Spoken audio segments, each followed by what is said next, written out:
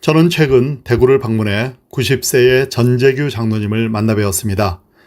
전 장로님은 의사이자 기독교 교육자, 장로, 대학 총장을 지낸 인물로 특히 대구 경북 지역 기독교계에서 큰 영향을 끼쳤습니다. 그는 경북대 의대를 졸업한 뒤 미국에서 6년여 유학하고 클리블랜드의 병원에서 의사로 일하다 한국명 마포 3년로 유명한 사무엘 모펫 선교사의 아들인 하워드 모펫의 간곡한 요청으로 귀국해 계명대학교 동산의료원에서 약 30년간 의사로 재직하며 진료와 교육에 헌신했습니다. 의료인이면서 신학자, 역사가이며 특히 하나님 나라가 이 땅에 도래하는 데 평생을 바친 분입니다. 전 장로님에 대한 이야기만 하려 해도 몇 시간은 가능할 정도로 다양한 분야에서 족적을 남겼으며 현재도 사단법인 한국순례길 이사장을 맡아 왕성한 활동을 하고 있습니다. 추후에 기록문화연구소에서 전재규 장로님에 대한 기록을 남길 기회가 있으리라 믿습니다. 전 장로님은 연세가 믿기지 않을 정도로 외모가 깔끔하셨고 말과 기억도 정확하셨습니다. 그와 대화 가운데 눈이 번쩍 뜨이는 내용이 있었습니다. 바로 일본인으로서 한국을 사랑했던 오다 나라지 목사와의 긴밀한 관계와 절절한 추억이었습니다. 얼마 전 CGN-TV에서 만든 영화 무명을 통해 널리 소개된 오다 나라지 목사는 한국명 전영복으로 더 잘 알려진 일본인 목회자이자 선교사입니다. 1908년 일본 효고현에서 불교 사찰을 운영하는 사무라이 집안에서 태어난 오다 나라지는 청소년기에 노방 전도를 통해 예수님을 믿게 되어 기독교로 개종했습니다. 회심으로 인해 그는 가족과 단절되었고 유산 등 어떤 혜택도 받지 못하게 되었지만 이후 모든 것을 버리고 목회자의 길을 걸을 정도로 예수 그리스도와의 만남은 강력했습니다. 오다 목사는 일본에서 조선인 유학생들을 만나 3.1운동과 일제의 식민통치 실상을 듣고 큰 충격을 받았습니다. 가해자인 일본인이 먼저 조선인에게 복음을 전하며 사랑을 실천해야 한다는 사명을 품고 1928년 20살의 나이에 조선으로 건너왔습니다. 그는 목포를 시작으로 광주, 전주, 대전, 청주, 수원, 서울, 평양, 원산 등 전국을 다니며 복음을 전했습니다. 특히 가난한 사람들과 노동자들을 찾아다니며 생활 속에서 복음을 실천했고 일본인의 신분으로 조선인을 차별하지 않았으며 신사참배를 우상숭배라고 반대하며 신앙 양심을 지켰습니다. 그가 온갖 어려움을 겪으면서도 조선인들을 하나님의 마음으로 사랑한 내용은 영화 무명에 잘 나타나 있습니다. 결국 그를 마땅치 않게 보았던 일본 당국에 의해 1939년 조선에서 강제로 추방된 오다 목사는 일본으로 돌아가 현지에 거주하는 제1한국인들을 위해 평생 사역했습니다.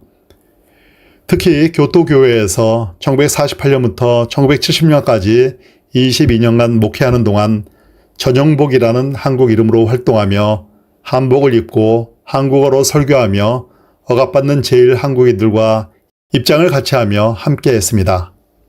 오다 나라지 목사에 대한 자료는 인터넷 검색을 하면 비교적 소상하게 나오니 참고하시기 바랍니다. 여기에서 말씀드리고 싶은 것은 전재규 장로님의 대구 자택에 깃든 오다 나라지 목사, 아니 전영복 목사님의 흔적입니다. 전 장로님은 오다 목사님에 대한 이야기를 하며 방으로 들어가 칼빈 모자를 가져와 썼습니다. 그 모자는 한국을 방문한 오다 목사님이 일본에 들어가기 전에 전 장로님에게 씌워준 것입니다. 두 사람은 1977년 4월 오다 나라지 목사가 대구 동산병원 전도회 수양회 강사로 초청되었을 때 처음 만났습니다. 당시 전재규 장로는 계명대학교 동산의료원에서 의사로 봉직하고 있었고 오다 목사의 강연에 깊은 감동을 받았습니다. 두 사람은 이 만남을 계기로 친밀한 교제를 이어갔습니다. 이듬해 오다 목사가 일본으로 돌아가기 전에 전재규 장로에게 매우 뜻깊은 선물을 남겼습니다.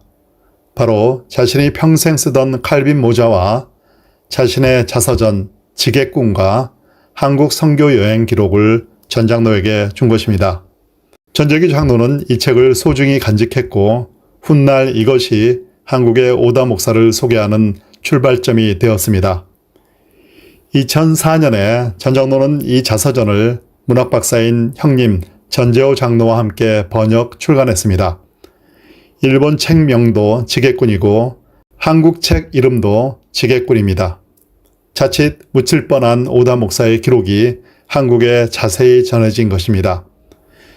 전 장로에 따르면 오다 목사는 조선인들과 함께 지내며 가장이 평생 지게 하나를 등에 메고 가족을 부양하는 모습이 너무나 인상적이었다며 그것이 십자가를 지고 인류의 죄를 대신 짊어지신 예수님의 모습과 오버랩되었고 자신도 지게꾼의 심정으로 살아가겠다고 다짐했다는 것입니다. 전 장로는 오다 목사는 한국인들에게 진심으로 사죄하며 그것을 전생애의 삶으로 살아낸 성인과 같은 분이라고 말했습니다. 그는 오다 목사가 한국 이름을 전영복으로 지은 뜻을 말해줬습니다. 바로 입으로 십자가의 영원한 복음을 지게꾼의 심정으로 전하겠다는 다짐이 그 이름에 깃들어 있다는 것입니다. 지게꾼과 전영복에 깃들어 있는 감동적인 내용이었습니다.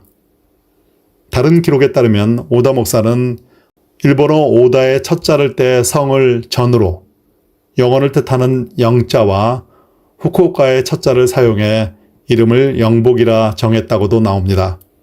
아마 두 가지 의미가 다 있었을 것입니다. 전 장로의 집에는 오다 목사가 써준 글로 만든 족자가 걸려 있었습니다. 구름도 희고 눈도 희고 내 마음도 희다. 바다도 깊고 산도 깊고 주님의 은혜도 깊다는 내용이었습니다. 그 족자 내용을 통해서도 오다 목사의 마음을 엿볼 수 있었습니다. 오다 목사는 1980년 심부전증으로 이 땅을 떠났습니다.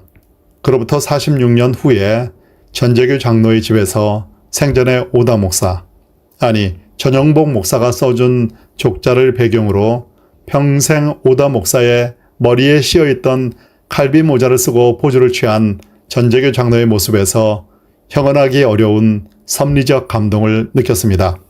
전 장로는 조만간 문중경 전도사 기념관이 있는 전남 증도에 순례자 센터를 건립할 계획이며 거기에 오다 나라지 목사 기념관도 만들 생각이라고 말했습니다.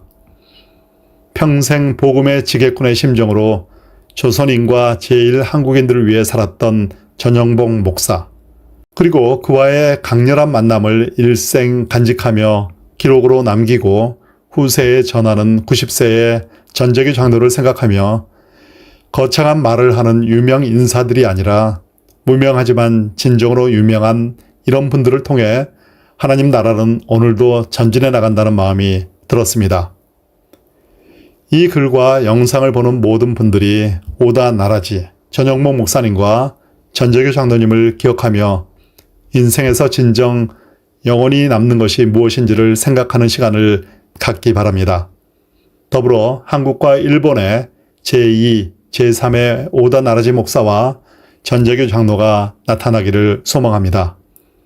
저희 기록문화연구소는 이런 분들의 이야기를 힘 닿는 대로 담아 나가겠습니다.